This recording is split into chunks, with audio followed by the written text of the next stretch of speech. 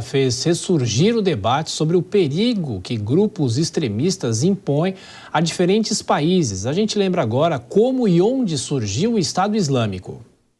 O grupo Estado Islâmico existe sob vários nomes há praticamente 20 anos. Começou em 2003, durante a invasão do Iraque liderada pelos Estados Unidos, que derrubou Saddam Hussein. Em 2014, a organização extremista surpreendeu o mundo.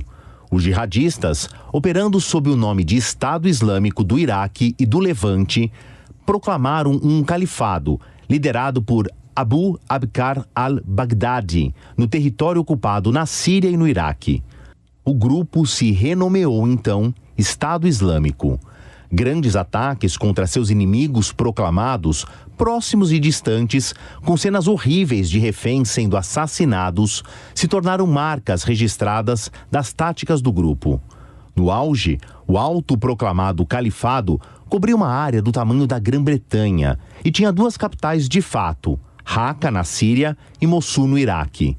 Mas em 2014, uma coalizão de países liderados pelos Estados Unidos lançou uma contraofensiva no Iraque e na Síria. Entre 2014 e 2017, o território controlado pelo grupo foi reconquistado aos poucos. Em dezembro de 2017, as autoridades do Iraque declararam vitória sobre o grupo após reconquistar Mossul em julho do mesmo ano. Na Síria, em outubro de 2017, perderam Raqqa, que passou para o controle das Forças Democráticas Sírias, uma aliança curdo-árabe apoiada pela coalizão internacional. São as mesmas que no início de 2019, no leste do país, lutaram a batalha final e conseguiram derrubar em março daquele ano o grupo Estado Islâmico. O Marcelo Favalli aqui com a gente, continua falando sobre o Estado Islâmico. A gente se lembra que há muitos anos a gente vem acompanhando a evolução do Estado Islâmico, os ataques na Europa. Agora, por que a Rússia? O que o Estado Islâmico tem a ver com a Rússia? Se é que foi um ataque do Estado Islâmico, né? Esse é um emaranhado. Boa noite, Thiago. Boa noite a todo mundo que nos ouve, que nos assiste. Esse é um emaranhado muito complicado.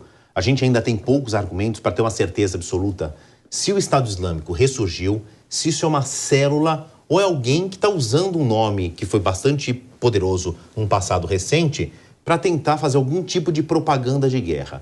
Agora, a tua pergunta direta, qual é a relação do Estado Islâmico, que nas reportagens anteriores, né, a gente falou de Síria, tem a ver com a Rússia, que está bem longe daí?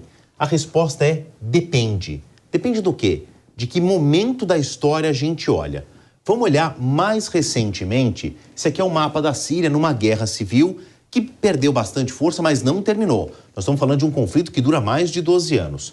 Esse aqui é o mapa da situação.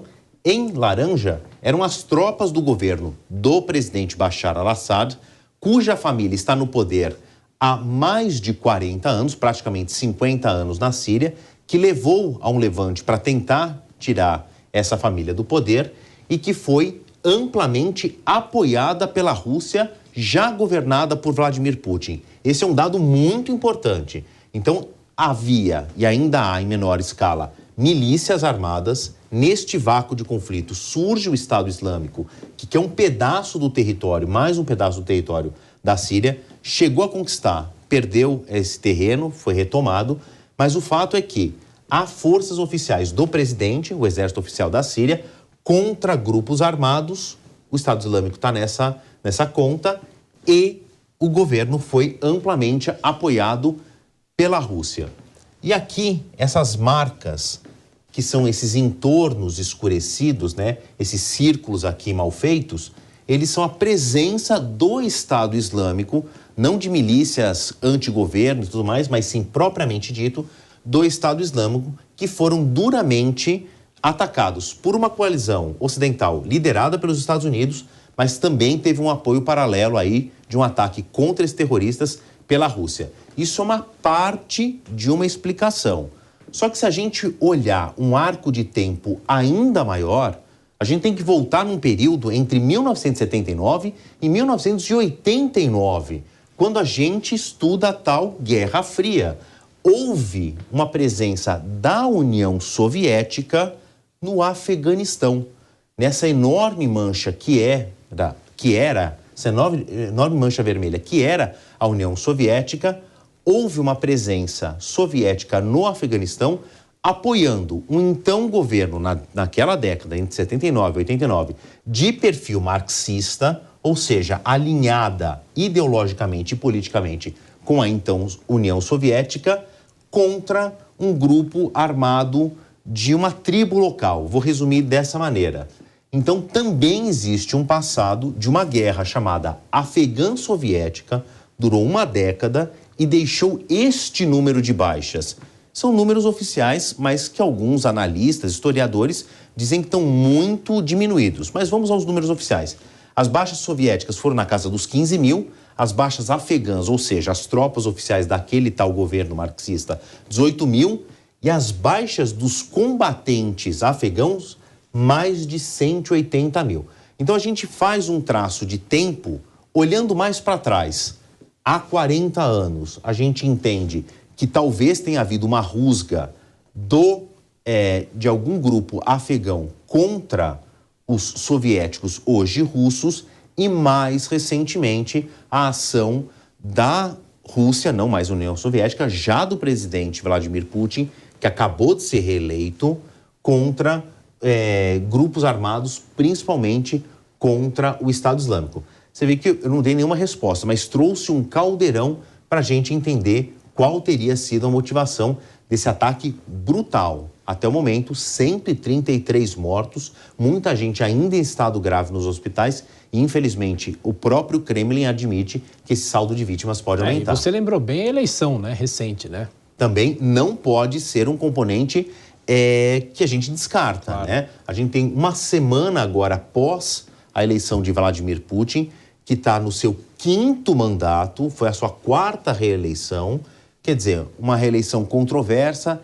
Ele é um presidente de mão de ferro, fica mais 6 anos no poder, na melhor das hipóteses. Então, isso pode ter sido um componente aí, sim, mais uma variável de uma equação muito complicada para a gente tentar entender o cenário internacional lá da Rússia. Valeu, Favalli. Você volta ou depois só no Jovem Pan Internacional? Volto na sequência aqui do Jornal Jovem Pan com o Jovem Pan Internacional. Vamos falar de exploração espacial, Cuba, El Salvador, Argentina, como é que empresas privadas vão levar a humanidade a Marte, as crises na América Latina e a Boeing, que está com um problemão de credibilidade, a maior fabricante de aviões do mundo. Mais informações, então, comigo mesmo na sequência. Até já, Favalli. Bom trabalho. Obrigado. Olha, eu vou chamar o professor Vladimir Feijó, que é professor de Relações Internacionais, especialista em Direito Internacional, para falar um pouco sobre essa discussão da Rússia. O Favalli deu um panorama muito importante para todos nós. E Estado Islâmico com a Rússia, tem a ver, não tem a ver, professor?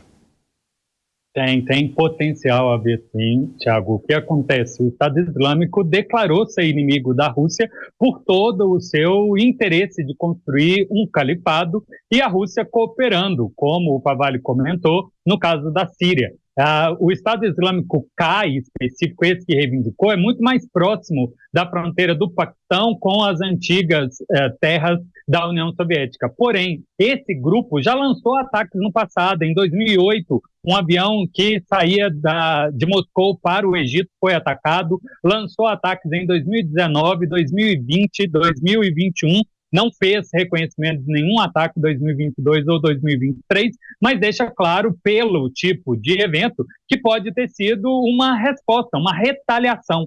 Tanto que, muito diferente de outros eventos, os capturados se deixaram ser pegos vivos e não mortos. É uma situação que levanta dúvida se é ou não o Estado Islâmico. Como a Rússia já mostrou filmagem de um veículo branco, de uma marca específica, chegando no local do atentado, e depois esse mesmo veículo, a 350 quilômetros na rodovia E-391, que ruma para Kiev, a Rússia está lançando uma outra suspeita, talvez inclusive de apoio histórico do MI6, que é o Serviço de Inteligência Britânico, ou mesmo da CIA, que tem muito histórico de apoiar líderes religiosos radicais para tentar derrubar governos inimigos dos seus estados, de estarem cooperando com esses braços aí, de alguma forma, para beneficiar no grande conflito com a Ucrânia, e teria a Ucrânia indiretamente dado guarita, né, ou pelo menos